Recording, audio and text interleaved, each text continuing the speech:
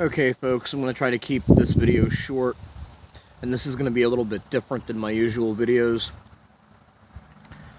I'm trying to wrap my head around a few things. This morning, I woke up to the news that we all in America woke up to. That at approximately 2 o'clock in the morning local time in Orlando, Florida, a gunman walked into a gay nightclub in Orlando and opened fire, killing 50 people and injuring 53 more people.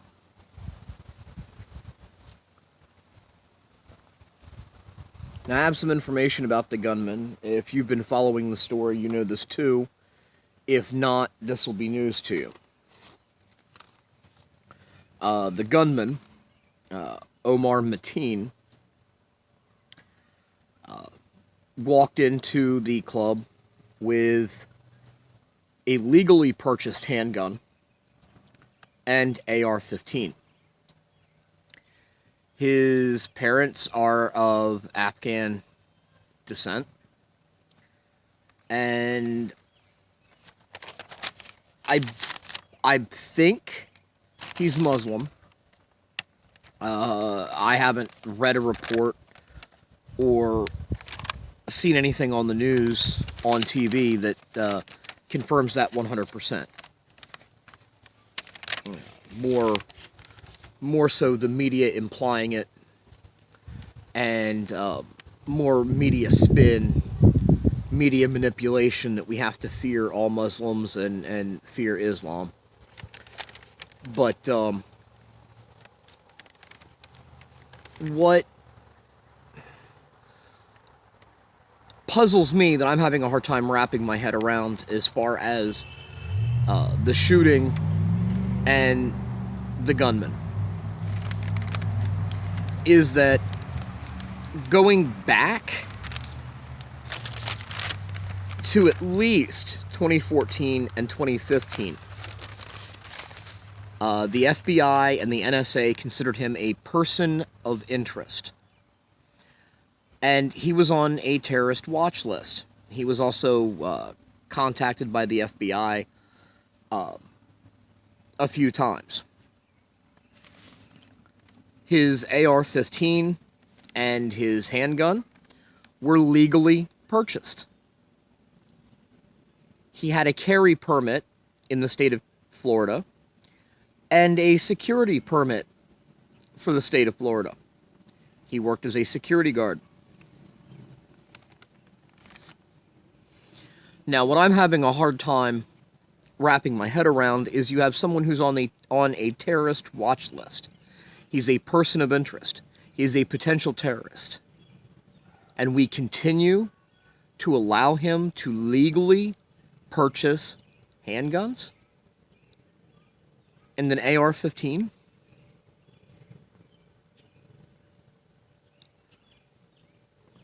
And see, in the wake of the San Bernardino shooting back in December, our legislators in Washington were working on a bill, and it did have some bipartisan support, that would close the loophole, that would say, and basically make it so that if you were on a terrorist watch list, if you were a person of interest, a suspected terrorist, you would not be allowed to legally obtain firearms.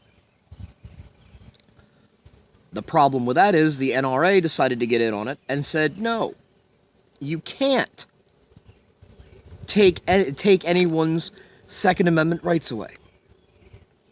Second Amendment rights have to be extended to everyone. You can't arbitrarily say you can't have the right to own a firearm because you might be a terrorist.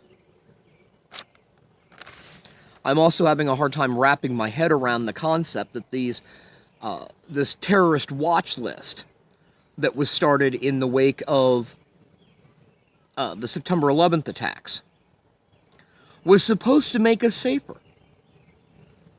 We put these people on these watch lists, and we're supposed to keep a close eye on them. And it's supposed to help the NSA and the FBI prevent attacks like this from happening. And let's be honest, what happened at 2 o'clock this morning in Orlando, Florida, was an act of terrorism. And it was a hate crime. It doesn't matter what his motivation was. It doesn't matter, as far as I'm concerned, whether he had a political or religious motivation for ending the lives of 50 people. It was an act of terrorism. Because it strikes terror in the fear of anyone that would go to a club or a bar. And it strikes a little deeper than that. It strikes terror and fear into every member of the GLBTQ community, not just in this country, but around the world. And those terrorist ramifications are ringing on past gunshots ringing out in a nightclub. And it's a hate crime because, well, quite frankly, any crime so heinous, so full of animosity, that you end 50 lives, you injure 53 more. So brutal and extracting in the nature of the crime is done out of hate, not out of love. I highly doubt that Omar Mateen walked up to every one of his victims and gave them a hug and killed them out of love. You don't kill somebody out of love. You don't kill somebody out of respect. When you commit a crime like this, you're full of hate. By the very nature of the crime, any crime like this is a hate crime, regardless of the motivation. Now, there's a few other things I'm trying to wrap my head around. And it makes me sick. Honestly, it does. We're going to have another national conversation on gun control. And we're going to have two camps. We're going to have the hands off my guns camp, and we're going to have the ban all guns camp. Meanwhile, nothing's going to get accomplished, except people are going to get angry and pissed off, and it's going to distract us away from other issues that, frankly, are probably a little more important than the sale of guns. We're going to lose sight of the fact that this was a situation where a person was on a watch list designed to protect people. And the system failed. And we're going to lose sight of the fact that you can still be on the terrorist watch list, be a suspected terrorist, and still legally obtain the weapons to commit an act of terrorism. But by all means, while people like me and the average American are trying to wrap their heads around what's going on here, let's have this debate and this argument again. Hands off my guns, hands off my guns. God, guns, and country. We need to ban all guns. Now we have Bernie Sanders saying we need to ban automatic weapons in this country. Well, Mr. Sanders, I hate to break it to you, but automatic weapons are already illegal in this country. In this country, it is not legal to own a fully automatic weapon, and the AR-15 that Omar Mateen took into that nightclub was not an automatic weapon, it was a semi-automatic weapon. And just in case anyone watching this video does not know the difference, let me tell you what the difference is. An automatic weapon, you hold the trigger down and it continues firing. That's an automatic weapon. A semi-automatic weapon, you have to release the trigger and pull the trigger again. Pow, pow, pow, pow. That's a semi-automatic. And if you're suggesting, if you are honestly suggesting that we ban semi-automatic weapons, I think you need to take a look at what your security detail is carrying.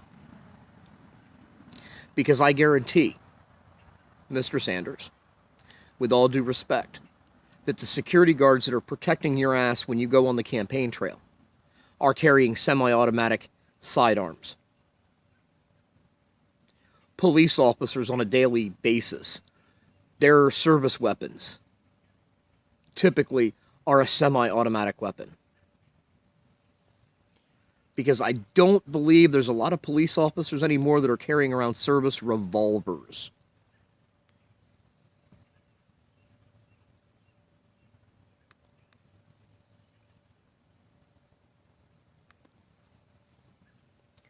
But wait, it gets better. Because you have a president who is doing what everyone should do when they make a statement about what happened. We don't know 100% for sure that this person was a member of a terrorist organization. We don't know for sure whether this person actually was a practicing Islamist. We don't know for sure that this person had been radicalized. All we have, even at this time, even at 7 o'clock in the evening, we have scattered reports with details that change. So the president addresses the nation,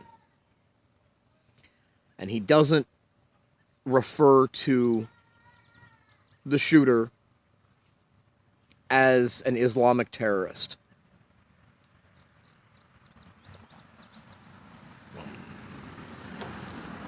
And we have the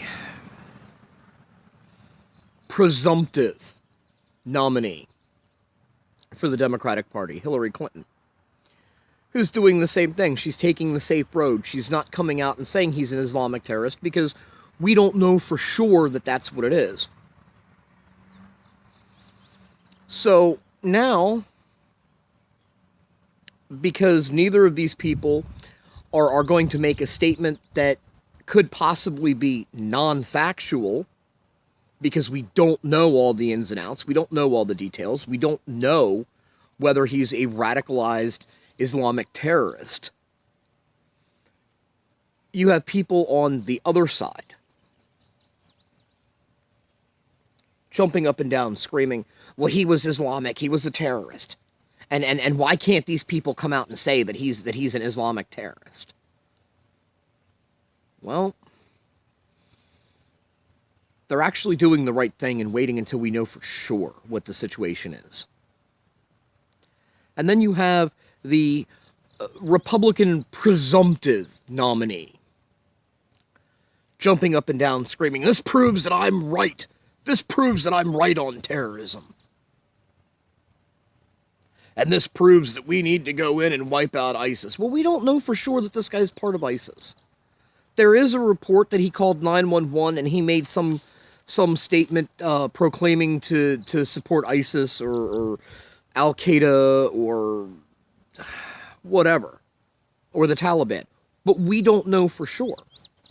And as we've seen time in and time out, in incident after incident after incident where something like this happens, you hear these reports, and then all of a sudden, these reports are found to be not true. That it was a rumor. Or it was a misunderstanding, someone misheard something, and the reporter was getting the information from a third or fourth party.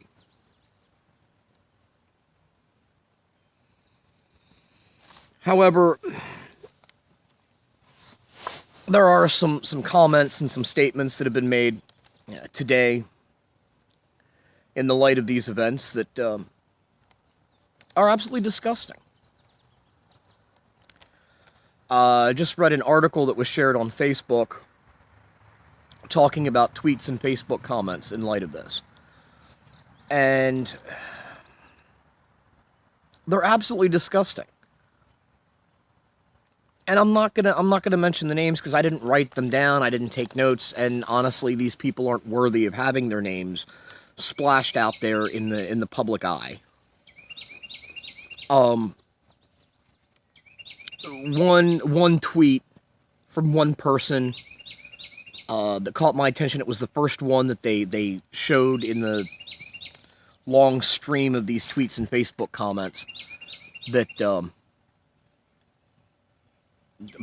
by all means was not the worst, but it in and of itself was disgusting and enough to make my blood run cold.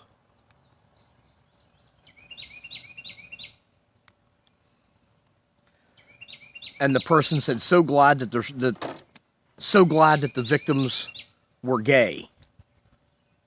Someone's finally doing the right thing and shooting perverts, killing perverts instead of innocent people.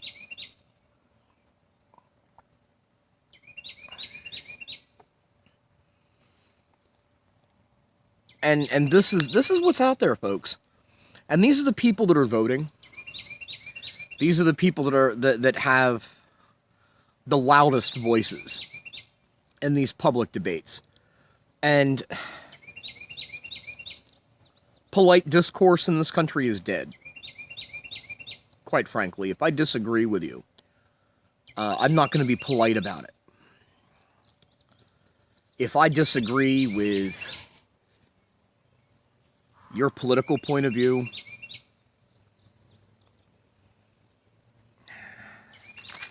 you know, when these are people that are saying that they're tired of political correctness. Well, I don't understand what they mean when they say I'm tired of political correctness, because everything that I can gather about political correctness is what I was taught as a little kid as being polite. So I guess when someone says they're tired of political correctness and they're tired of being politically correct, that's what they're talking about. I'm tired of being polite. 7 a.m. this morning, Lieutenant Governor Dan Patrick of Texas tweets a meme. The image was, if I remember correctly, what I saw, it was like sunrise over a meadow or some serene, surreal, peaceful scene with a Bible passage, with a Bible quote. And it was Galatians chapter 6, verse 7, do not be deceived. God cannot be mocked. A man reaps what he sows.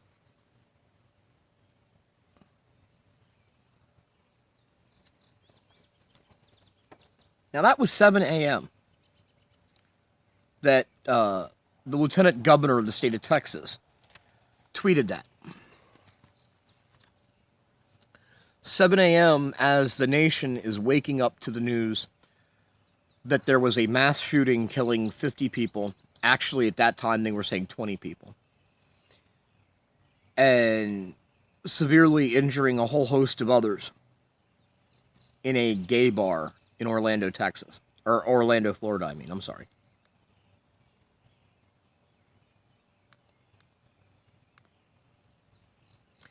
Almost immediately, media sources, newspapers, TV stations, tried to contact Dan Patrick and get a statement on him as to what the meaning was behind this. And the last time I checked, an hour or so ago, there was still no statement from him. Now, this could just be a coincidence. This could just be something that he saw and shared, something that someone sent him, and he thought it was a good idea to share, and didn't give much thought to the events of the morning. However, folks, I can honestly tell you I do not believe in coincidences. Until I hear otherwise, And until I see something from Dan Patrick, where I can look at him and read his body language, I don't buy it being a coincidence. I buy it as he was being extremely cold-hearted.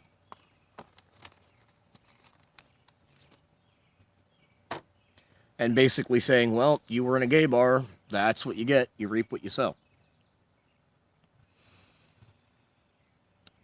And the other one that I saw, good old Pat Robertson, televangelist from the 700 Club fame. This man is insane, batshit crazy. Some of the things that come out of this man's mouth,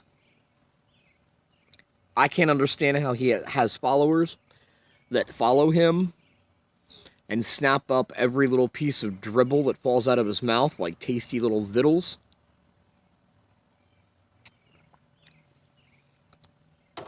Of all the batshit crazy things that this guy has said over the years, my all-time favorite has to be when he advised people not to go to thrift stores and Goodwill and buy things because the objects you buy at a thrift store could be demonically possessed. And you could be getting more than you bargained for when you buy that really cute, fashionable sweater for $5 at Goodwill. I can tell you, I do a lot of shopping at Goodwill for clothes. I've bought a lot of clothes at Goodwill. A lot of good clothes, a lot of fashionable clothes, a lot of clothes that I would be spending my entire paycheck to get.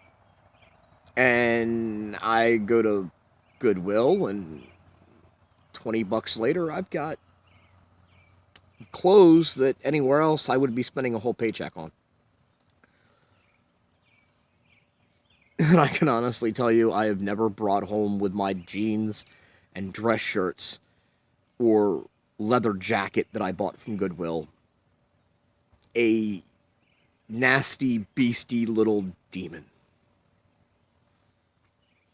But I'm guessing I need to keep a big bag of demon-busting sea salt by the washing machine so that I can blast these little sons of bitches out of my new clothes when I bring them home and wash them before I wear them. But back to what he said today.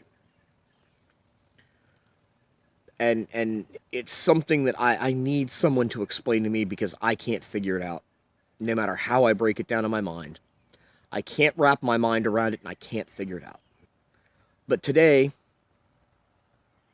Pat Robertson goes on air and he says that the shooting in Orlando is God's punishment on America for the Supreme Court ruling on same-sex marriage.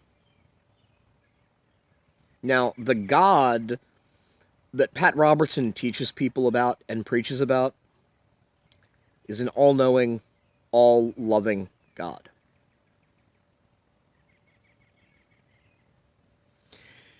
If he said Antonin Scalia's death was God's punishment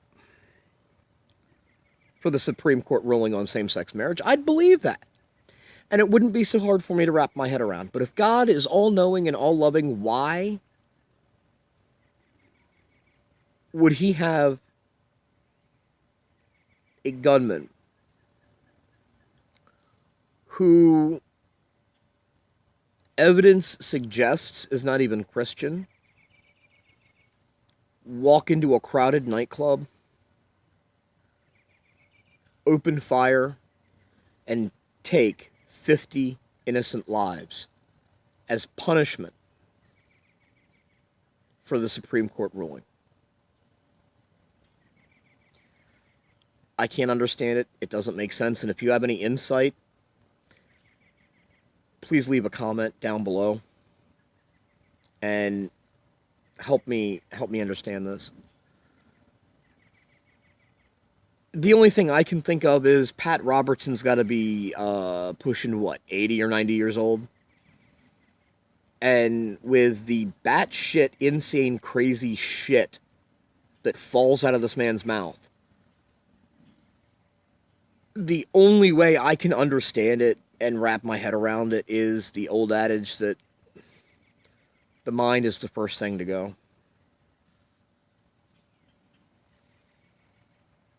With all that being said, I'm at 25 minutes now, and I didn't really want this video to be this long. So, with all that being said, I'm going to drop my usual closing line, and I'm going to steal a line from a dear, sweet, wonderful lady up in Canada who does a lot of videos on Facebook under the screen name Conversations with My Mother. And not to steal from her, not to steal her glory, but the way she ends all of her videos, I think, is probably the most appropriate way for me tonight to end this video. She ends all of her videos the same way, with the same line. She just simply says, take care of yourselves.